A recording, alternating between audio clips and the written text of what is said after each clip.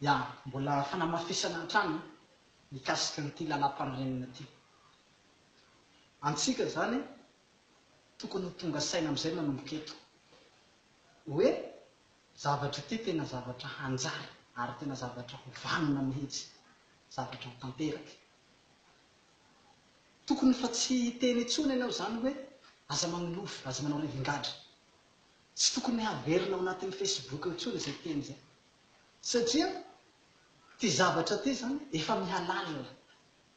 Raha nandeha anaty rano zany tsika dia karazany hoe efa mbozo.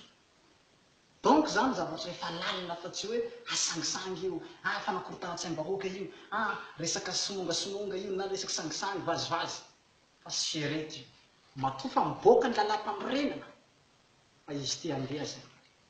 Fa izy ty fa hanjary ho tanterahana le izy. Dia eto koa zany dia manao fanamafisana koa zany hoe tiako zany ny hahatonga antsika rehetra zay efa resy lahatra amin'izao fanjakam-pisorona, amin'izao firotsahako candidat filoham-pirenena zao, mba hifanantonantona zany tsika rehetrarehetra. Satria zahay zany efa mametraka an'ireto zavatra reto amin'ny ambaratonga rehetrarehetra, ary efa mizarazara an'ireto lalam-panorenana reto amin'ny olona tsirairay avy. Dia efa manomboka zany mampahafantatra ny lamin'asa sy ny asa izay tokony ataontsika amin'izao fitondrana n'ity firenena malagasy ity. Ka ny fanitanako eto zany dia hoe antsika rehetrarehetra izay efa resy lahatra any dia ndao tsika hifanantonantona mba hahafahantsika zany mametraka amin'ity fanjakan'Andriamanitra ity eto amin'ity firenena ity.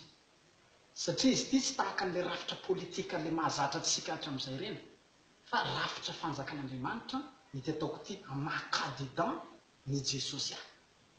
Antsika moa zany zatra le hoe zao ny rafitra le politika, zao ny rafitra ny politika. Ity zany hafa noho ny rafitra politika. Ka tsara zany nareo mba mifanantonantona zany tsika amin'izao fotoana zao mba ahafahako zany mampitapita an'ilay zavatra aminareo hoe zao no atao, zao no atao, ohatran'izao ilay fombafomba. Satria zaho moa miresaka amin'i Jesosy mivantana, dia Jesosy manam-pitahina an'ilay programa. Ohatran'izao no atao, ohatran'izao atao Jesosy, dia ezahako zany izay programa tenenin' Jesosy zay mba hapitapitako aminareo namako koa hoe ohatran'izao ny fitondrana an'ity fanjakana ity.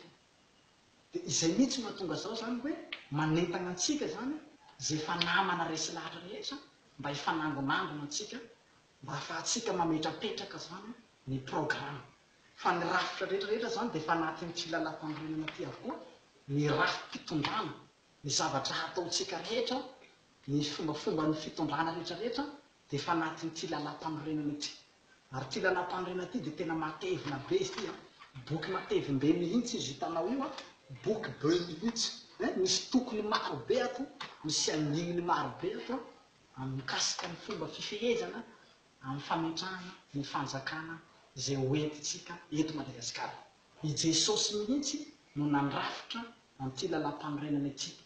Ka ho antsika moa zany mbola betsaka amintsika mety tsy mpivavaka, betsaka amintsika mety tsy kristianina, dia izay mihitsy ilay ilaina zany fanantona antsika mba ahafahako zany miresaka aminareo hoe ohatran'izao ty rafitra izay hitondrana an'ity fanjakana ity amin'izao fanjakam-pisorona hoentiko zao. Ka tsara zany tsika dia efa tokony hifanantonantona dia n'izao mba ahafahantsika hifandinika sy hifandamina mikasika ny raharaham-pirenena ity. Arosontsika ny famonjena fa tsika tsy Andry Paoly. So dia tsika mbola hiandro andao aloha andrasana le propagandy, andao andrasana andam-pifidianana, andraso ny lalàna voatendry. Zaho milaza amintsika fa raha hiandry an'izay tsika dia hihamahatra zao firenenantsika zao ary hilentika anatin'ny lavaka. Ka dia mbola tsika manana fotoana zany amin'izao fotoana zao dia ndao tsika zany hiditra amin'ny raharaha ty mba tsy hahafahan'ny firenenantsika hitarazoka na hilentika anaty lavaka. Ka miangavy antsika rehetra zany mba hifanantonantona amin'ity fandaminana hitondrasana amin'ity fanjakana ity. Ka dia misaotra anao manaraka an'izay fandaharana fahadimy izay, fa dia misaotra anao fa mbola hitohy hatrany tsika amin'ny resadresaka mikasika an'ity lalam-panorenana fanjakam-pisorona ity. Misaotra tsika.